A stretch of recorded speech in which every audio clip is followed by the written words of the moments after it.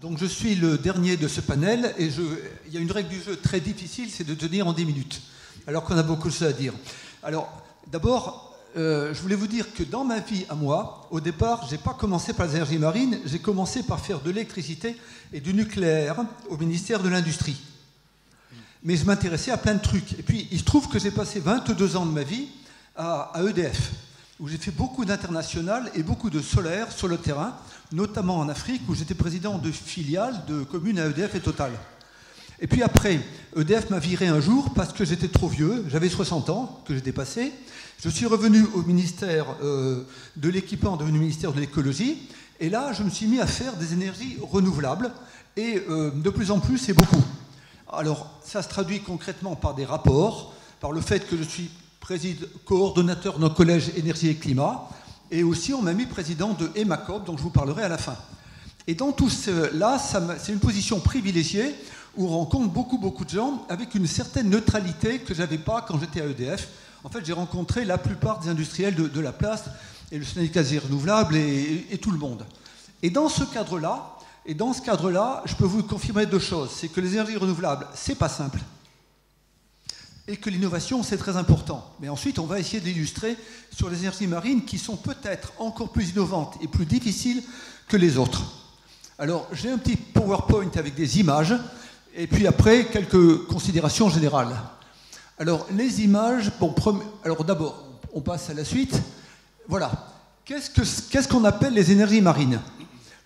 Alors, je ne parlerai pas de l'éolien offshore posé, puisqu'il a déjà été traité, mais ce que je peux rappeler, c'est que l'océan a beaucoup d'énergie, que ce soit l'énergie des courants, l'énergie des marées, l'énergie de la houle et des vagues, voire l'énergie osmotique, voire la différence de température entre l'eau chaude de surface et l'eau froide des profondeurs dans toutes les zones tropicales.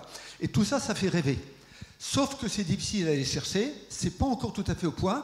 C'est souvent violent l'océan parce qu'il y a des grandes vagues qui cassent tout, il y a des problèmes de durabilité.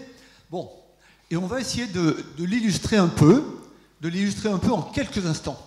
Alors le suivant des PowerPoint, eh ben justement, c'est ce dont a parlé Louis-François Duret, c'est une éolienne flottante. Parce que du vent, il y en a, et de l'éolienne flottante, c'est sympathique. Il y a plusieurs types, concepts d'éoliennes. Il y en a qui ressemblent à des éoliennes classiques avec un mât et un axe vertical. Un axe horizontal, le mât est vertical, l'axe est horizontal, c'est des éoliennes classiques. Celle-là, elle est très différente, parce qu'elle est à axe vertical, elle n'a pas des pales classiques, et ça s'appelle Nénuphar Wind. Il y a un projet qui s'appelle Vertimed, dans lequel EDF Énergie Nouvelle avait présenté, il y a 2 ans, un concours européen et obtenu un financement qui s'appelle NER 300 de l'Union européenne, avec une bonification sur les kilowattheures pour une ferme pilote d'assez grande taille, quand même une vingtaine de mégawatts, au large de Fos-sur-Mer. Et si ça marche, ça fera une bonification dans les 32 millions d'euros, ce qui permet à un projet d'être viable grâce à son financement. Parce que toujours, l'innovation, elle doit être aussi financée. Et ça, c'est donc un projet bien sympathique, dont je vous parlerai volontiers plus longtemps, sauf qu'on n'a pas trop le temps. Et qu'on va passer au suivant. Et là, on va passer au courant de marée. Parce que l'énergie des marées, elle est connue depuis très longtemps, mais il n'y en a pas beaucoup. Il n'y a que 2 usines marémotrices importantes dans le monde.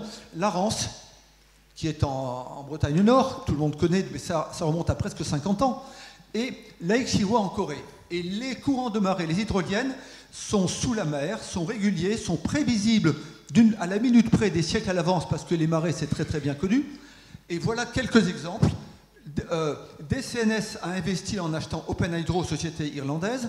Alstom a investi dans TGL, Tidal Generation Limited, ex-Rolls-Royce, qui est maintenant des hydroliennes. Energy, c'est un autre exemple d'hydrolienne à membrane très innovante, mais je pourrais vous en présenter une dizaine.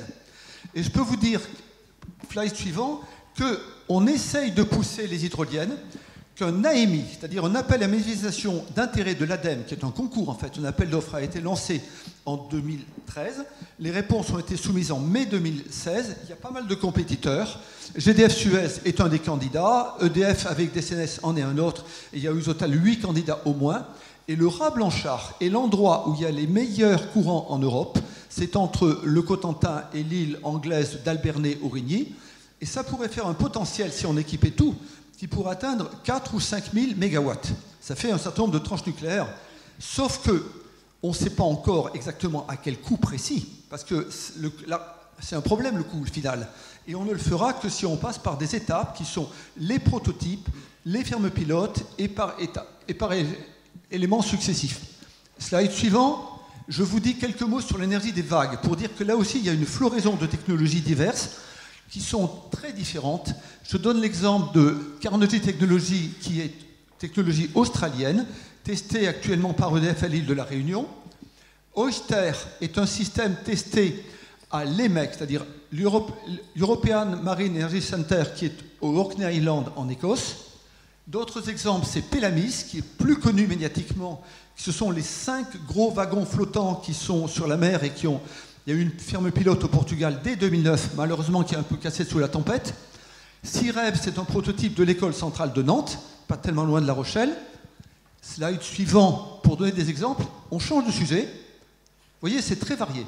Et on passe à l'énergie thermique des mers, qui avait été inventée dans son concept par Jules Verne dans l'histoire du Nautilus et du capitaine Nemo. À l'époque, il fonctionnait dans l'idée avec des thermocouples. Là, on utiliserait des cycles de Rankine pour utiliser une différence de température de 30 degrés entre l'eau chaude de surface et l'eau froide des profondeurs. C'est très très intéressant. Il se trouve qu'un projet français vient d'avoir un autre financement européen pour la Martinique, également par un ER300, et ça va se faire pour le premier prototype mondial en vraie grandeur pour une dizaine de mégawatts. Mais c'est déjà le début d'un grand projet. Et ensuite, alors là, ce que je voulais vous dire, c'est qu'il y a beaucoup d'innovations, mais il y a une floraison de technologies. Ça, c'est un slide qui date déjà de 2007, ça fait longtemps. On inventoriait plus de 200 technologies annoncées. Il y en a aujourd'hui encore davantage. Et malheureusement, tout le monde ne pourra pas vivre. On est dans une compétition non seulement internationale, mais même technique. C'est très difficile de savoir qui sera les gagnants.